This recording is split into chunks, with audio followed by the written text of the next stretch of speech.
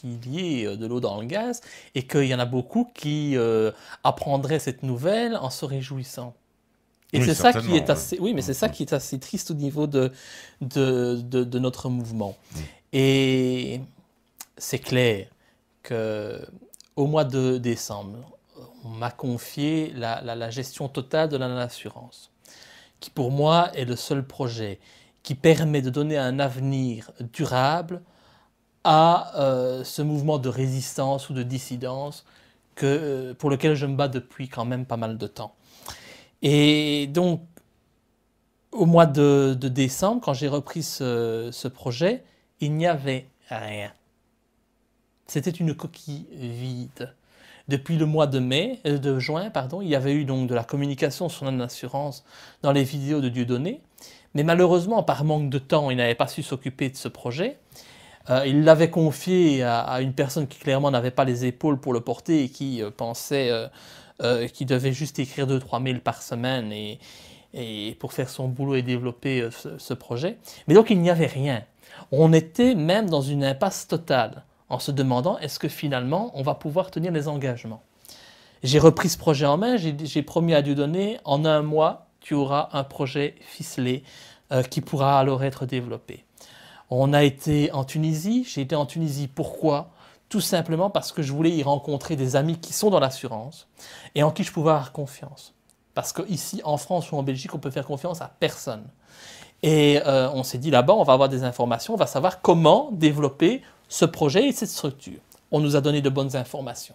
On a lancé un appel aux courtiers et ils ont été très nombreux à répondre à notre message, à notre invitation. Au final, deux concepts se sont présentés à nous. Je ne peux pas en parler aujourd'hui parce qu'il s'agit quand même d'une société commerciale qui est en formation et que les enjeux sont énormes.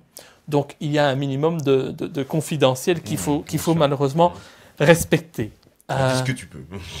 Donc, il y a aujourd'hui au niveau de l'assurance 2 projets qui sont sur la table. Ces 2 projets, je les ai amenés et je considère que sans moi, on n'en serait pas beaucoup plus loin que ce qu'on était au mois de décembre.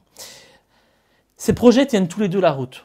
Maintenant, il faut choisir quelle optique on souhaite prendre. Je pense que Dieudonné a choisi une voie qui pour moi est très bonne parce que les deux voies sont excellentes, mais qui demande une mise en place beaucoup plus importante, beaucoup plus de préparation, surtout au niveau du travail informatique. Donc c'est un projet vraiment très très costaud et vraiment j'espère qu'il pourra se développer. L'autre voie, c'est une voie plus traditionnelle où on peut travailler avec des courtiers. C'est une voie qui moi me plaît beaucoup. Alors c'est vrai que comme dans toute entreprise, à un moment donné, il peut y avoir des divergences de vues et des petits clashs. C'est normal. C'est normal. Moi, je n'ai jamais travaillé avec un patron. Je n'aime pas avoir un patron. Et Dieudonné, et surtout Noémie, ils ont l'habitude de travailler dans des sociétés commerciales. Parce que l'objectif, quand même, des productions de la plume, c'est quand même de faire rentrer de l'argent. C'est l'objectif de toute société de production. C'est normal. Et il n'y a rien d'honteux là-dedans. Donc on vend bien entendu des t-shirts, on vend des DVD, il faut faire rentrer de l'argent. C'est normal, en attendant, ça permet de faire vivre une dizaine de familles. Et ça c'est très important aussi, parce que derrière Dieudonné, il y a aussi toutes ces personnes qui vivent grâce aux sociétés développées par Dieudonné.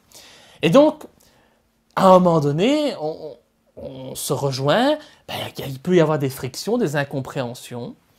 On en a eu. Je ne vais pas le cacher, les choses n'ont pas toujours été simples, mais bon, l'objectif. Et Dieudonné est sur la même ligne que moi, c'est que nous devons faire en sorte de rester unis quoi qu'il arrive.